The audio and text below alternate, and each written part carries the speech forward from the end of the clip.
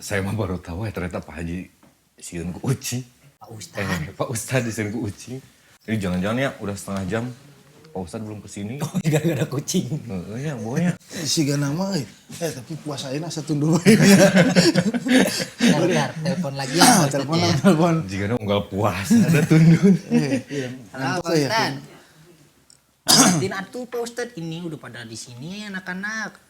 Anak Persib, Auheng sama saya udah standby. Aman kucing mah. Kucingnya udah dibelenggu kayak setan bulan puasa, aman.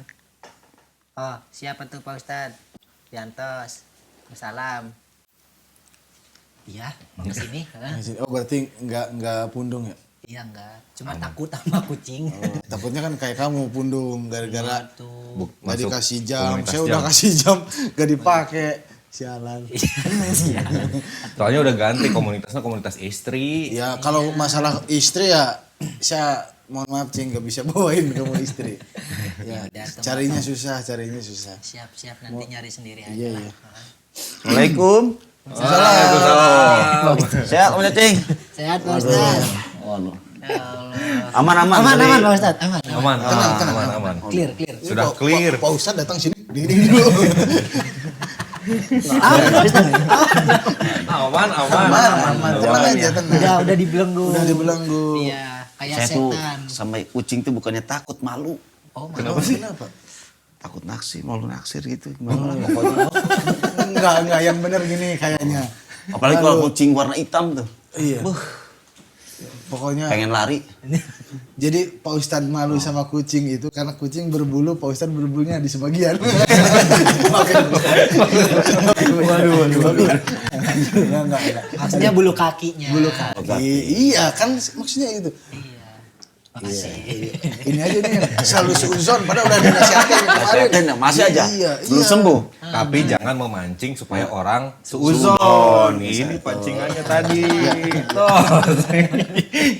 apa? Di mana sih Persibaya? Tapi tadi nelpon nih. Iya. Katanya kalau Pak Ustadz kesini, kucing sudah dikondisikan. Udah Sudah aman dibelenggu ya? kayak setan. Makasih. Saya semua atasnya. Untuk episode ini kamu yang menang sih. Baiklah. Udahlah, saya serahkan. Tapi Pak Ustad, tadi kan kucing udah dibelenggu, jadi aman nih. Apa tuh? Terus? Setan emang beneran dibelenggu Pak Ustad kalau bulan Ramadan? Betul sekali. Jadi ada keterangan begini. Keterangannya hadis ya. Sabda Rasulullah bersabda begini. Apa tuh? Lah, gimana sih? Pak Ustadz, mohon maaf ini Pak ya. Mohon maaf ya. Mau. Kalau Ustadznya si cacing sih boleh-boleh aja Pak Ustadz nanya. Kan Ustadznya Pak Ustadz sendiri. Iya. Masih efek kucing. Iya. Jadi pokoknya di sini posisinya jangan RT. Posisinya jangan RT dulu, jadi Ustadz dulu. Iya. Aduh, patah banget ya. Ini Pak Ustadz emang selalu gini sih. Idza jaa Ramadanu, kalau sudah datang bulan Ramadan, tuh kata Nabi, Utihat abwabul jannah, dibuka pintu-pintu surga. Jadi maksudnya apa sih? Dibuka pintu-pintu surga itu. Jadi kebaikan, orang itu banyak melakukan kebaikan-kebaikan. Jadi seolah-olah pintu surga itu dibuka, gitu, terbuka gitu ya. Terbuka karena kebaikan yang dilakukan oleh orang-orang ketika puasa. Wagulikot abwabun nar, ditutup tuh pintu-pintu neraka karena keburukan itu selama bulan Ramadan itu bisa dihindari tuh oleh manusia gitu ya, oleh kita. Nah contohnya nih, misalnya kalau ada orang yang berpuasa tuh sedang berpuasa, ketika mau berbohong tuh suka ada bisikan, aduh gak enak ikut puasa. Itu kan ya.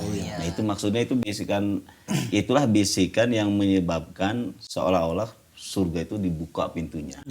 Jadi ada rasa nggak enak, segan tuh dengan puasa itu aja rem.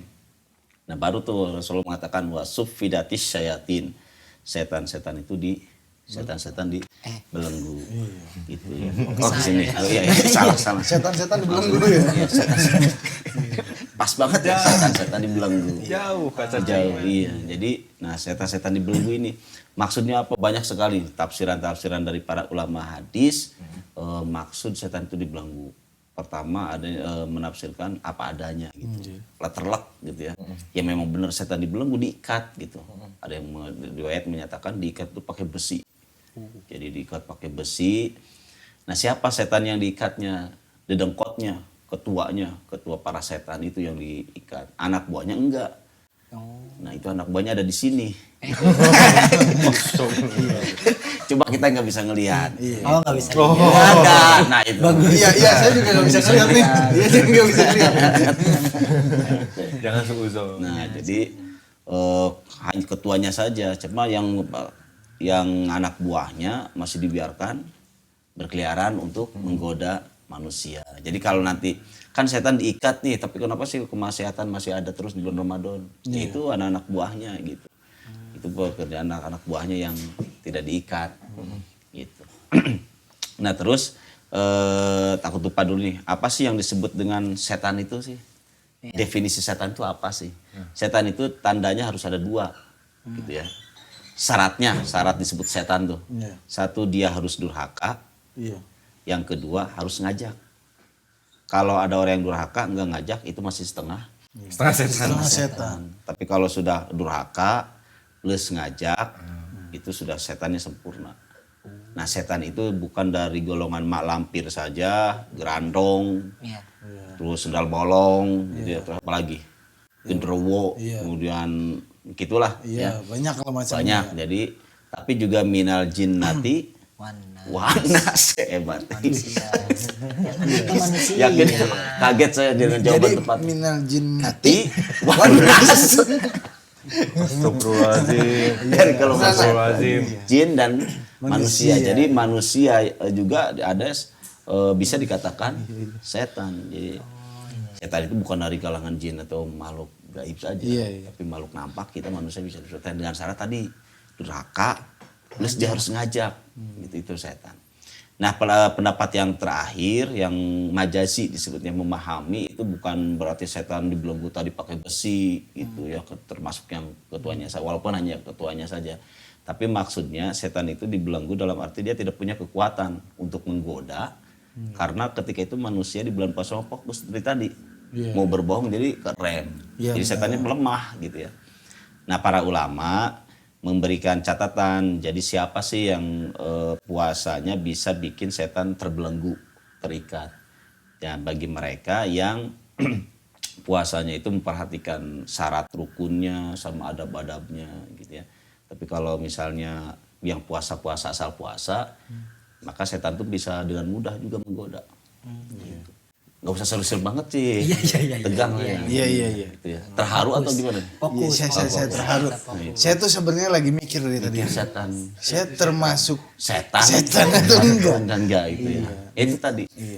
Om Ohe yang harus durhaka dulu, kemudian Om Ohe harus ngajak dia sama.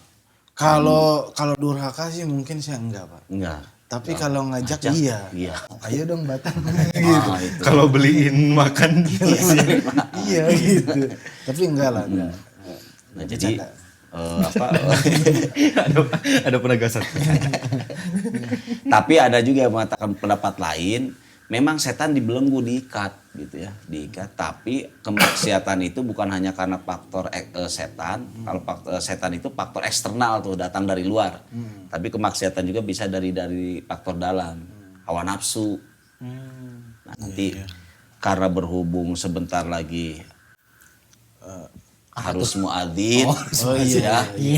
Harus Bingung saya. muadzin. Nah, nanti kita bahas kapan-kapan apa bedanya setan dengan hawa nafsu. Iya. Boleh. Bedanya Nanti dibahasnya di ngabatin besok ya. siap. Udah jam 19 lebih 5 menit. Iya. Bisa lagi. 18. Enggak. Sebenarnya Pak Ustadz itu suka bercanda. Sebenarnya dia tuh menyembunyikan ketaatannya dengan bercanda. Saya kan sekarang visual iqomah ya. Ya, sholat dulu ya.